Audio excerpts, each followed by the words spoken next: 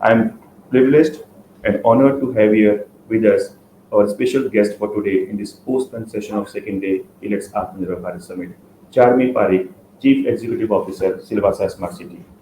Charmie Parekh is a Danish Cadre Officer currently serving as CEO of Silvassa Smart City Limited. In line with the objective of the Smart City mission, the city of Silvassa has set its vision for a smart city as a vibrant growth center that offers an optimal balance between industrial prosperity and quality of life while promoting its rich tribal heritage. Charmi has been actively taking various initiatives to strengthen the smart city mission in our city. Welcome to the program, Charmi. Namaskar, and first of all, let me thank you for pulling off such a wonderful event as well as hosting many eminent personalities as panelists as well. So, talking a little bit about the smart city mission in Silvassa, as you very rightly pointed out, Silvassa has a very unique kind of demography because it is an industrialized town, and the industrialization was also fueled by the central government policies. There were certain tax breaks, and that's why major industries came up. And earlier, this territory as well as the city of Silvassa was under Portuguese rule as well, and it has a very distinct kind of tribal heritage also. So, one of the major challenges before the Silvassa Smart City mission was to inculcate these ideas into our planning as well as execution of the project. And today, when I talk about Silvassa, what we are trying to plan is that not just we have to go for provide mobility to each and every sector, to the industrialized sector also, the working class in those industries as well, but connecting the rural tribal area from the center, that is the Silvassa city. So, certain initiatives that we have taken in the field of mobility would be um, getting e-buses as a public transport fleet. In last 6 months, we have seen the shift from conventional transport to the e-buses up to 25%, and I would count that as a very big number. As I told you, it is an industrialized town. So, on one hand, we are also facing issues related to pollution. Um, Silvassa is also a neighbor to a very highly industrialized town, that is Vapi. And we have to plan, that's why we had to plan in a way that we not only just provide mobility for the public, but we also reduce our carbon emission. And that is how the transport plan has been incorporated and implemented in Silvassa. So, as I told you, we already have a public transport fleet of e-buses running. We are expecting 15 more buses by the end of May, and that would actually solve many problems related to urban transport. And as I told you, the emission, of course, we all know how important it is to reduce greenhouse gas emission, and it is becoming more and more important now. So, not just this, we have taken certain other steps also, because this is related to public transport. But when I talk about the initiative at the individual level or the community level of Silvassa, people have really come forward and taken up walking, cycling, at a very greater length. Yesterday only at Surat conference also, we actually presented our entire idea of how we transformed our residential societies as a cycle friendly as well as pedestrian friendly societies.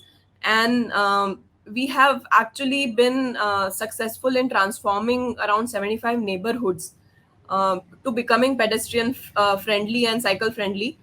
And we did kind of a challenge ourselves in this Azadi Ka Amrit Mahotsav festivities, that we will take up 75 neighborhoods, and we have been actually successfully been able to do that. So the initiative by the citizens of Silvassa has been wonderful.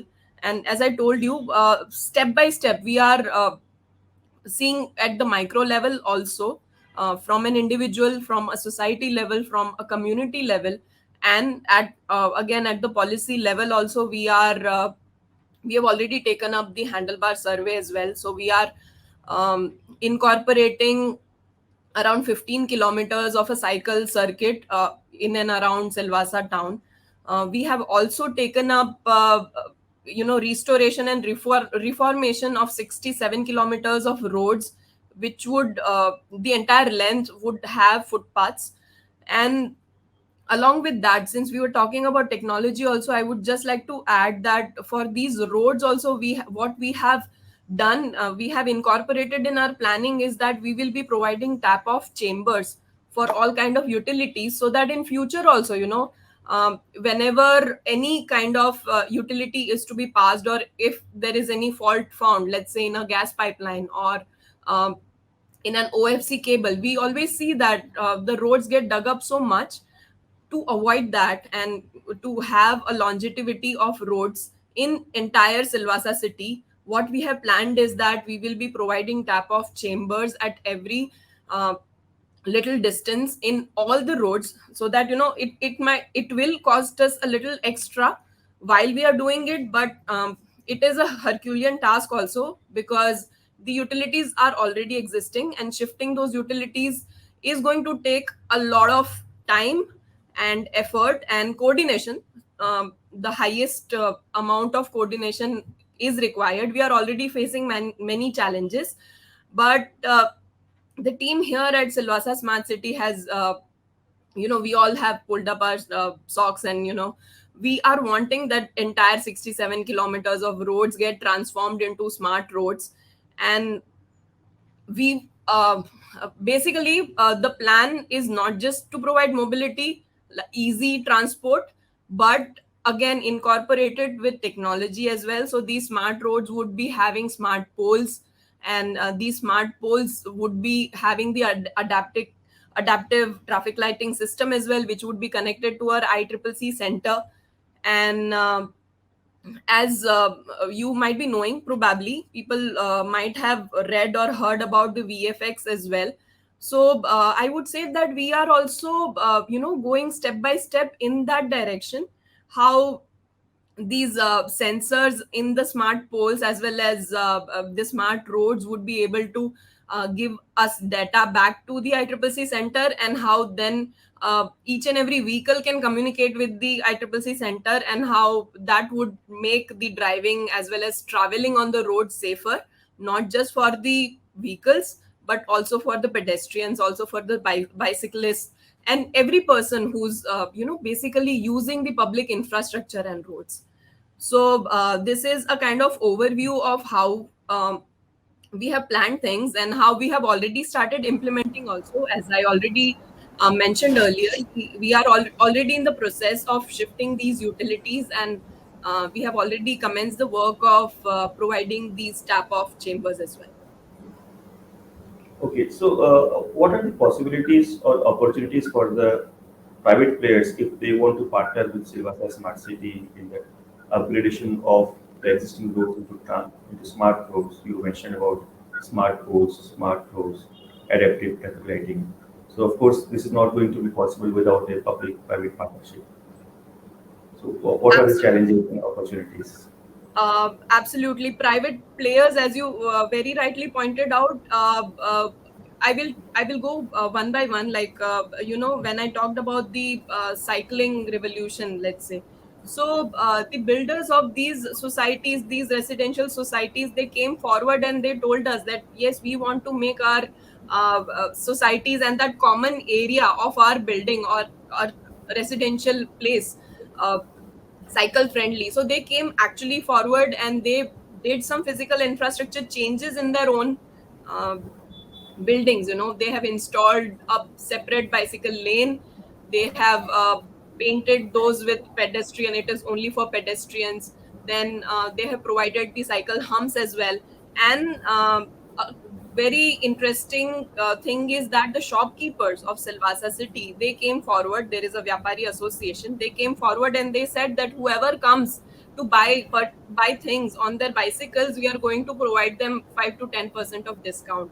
So that is just one example how, a community is actually willing that, we want to go back to those days where we used to use bicycles, where we used to go on foot when we had to go till, just the junction, or we just have to go for 100 200 meters distance. So that is one way. The other is for ICCC, we have an integrated command and control center. The tender was already floated, and we have an agency, and we have already included these aspects of smart poles and adaptive traffic lighting system. But Silvassa Smart City would be, more than happy if we have other knowledge partners on board, or technology partners on board, because we are also here to learn, and I'm sure we can learn from better examples. So there are ample opportunities here. We are not very far from the commercial hub of India, that is Mumbai. So I would actually welcome all the private players who are listening, that there are huge opportunities lying here, and we would be more than happy to welcome all. Great. That must be music to all those investors who are right now hooked to this program. Let me inform you that this program is being broadcast on a 3D platform, virtual platform, and is also being simultaneously relayed over various social media channels. So I'm sure that your message is loud and clear for all the existing and potential investors. Coming back to you mentioned about the ICCC, the Integrated Command and Control Center. So, what is the progress on that front? Is it functional, or it is still a work in progress? Or if it is in work in progress, by when are we expecting it to be fully functional? So we just finished with the codal formalities, because it is a huge tender, approximately costing around 120 crores. We have just given the letter of intention to one of the bidders, and so we have just taken the first step now. But we are aiming at the soft launch of some of the things like video viewing wall and the center as well, by 15th of August. Okay, great, ma'am. Pleasure interacting with you. Would you like to share your near-term, mid-term, and long-term plans as far as Silvassa Smart City is concerned, in Yes, terms of absolutely. overall performance? If we have a comparative analysis over the 100 smart cities, where are we placed, and where do we intend to go 5, 10 years down the line? Yes, absolutely. So basically, as I told you, smart cities, obviously, we have to make our roads smarter. We have to make our public places smarter, more accessible. And a very important point for me as a chief executive officer of Silvassa Smart City is making the city walkable and cycle friendly. That is a very key point for me. I give it more importance, because physical infrastructure projects will keep on happening, right? There are other departments also who are also already dealing in the physical infrastructure projects. But how do we make it smart? Smart just does not mean that you incorporate technology. Actually, Only getting in technology would not help it.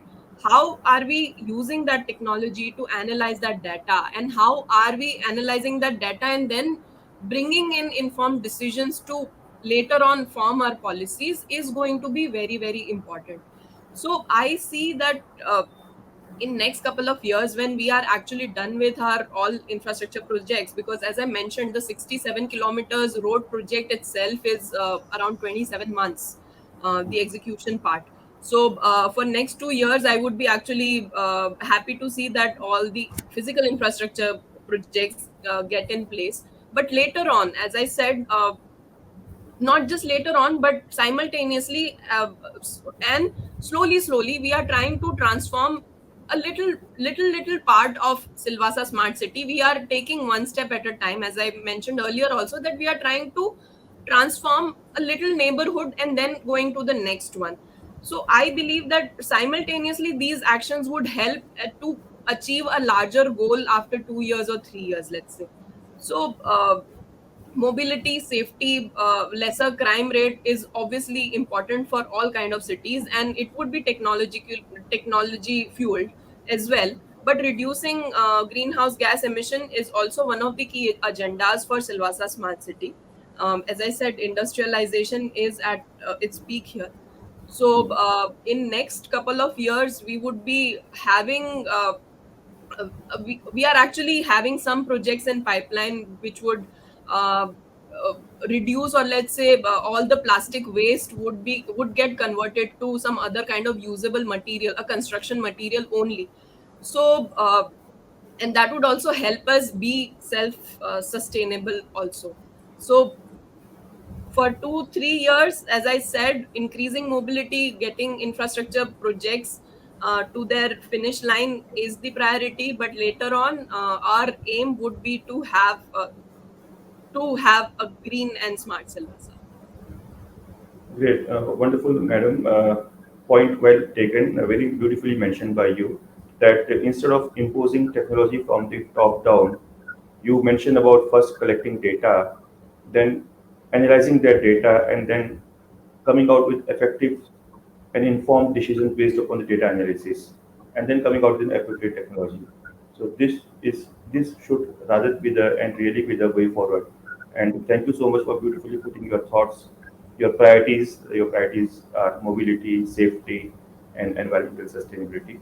And as you rightly mentioned, being located near to the industrial hubs of Vapi and Mumbai, Silvassa is positioned to become one of the leading cities and one of the leading urban habitats, which is able to provide a futuristic dwelling to its citizens. That was Charmie Parekh, Chief Executive Officer of Silvassa Smart City Limited. Thank you so much, madam. Thank you so much. Thank you. So before we conclude, I would request my colleague, yes, he has already presented the certificate to you. This certificate of participation as a speaker is presented to Charmie Parekh, Chief Executive Officer of Silvassa Smart City Limited. Thank you so much, Charmie, madam. Thank you.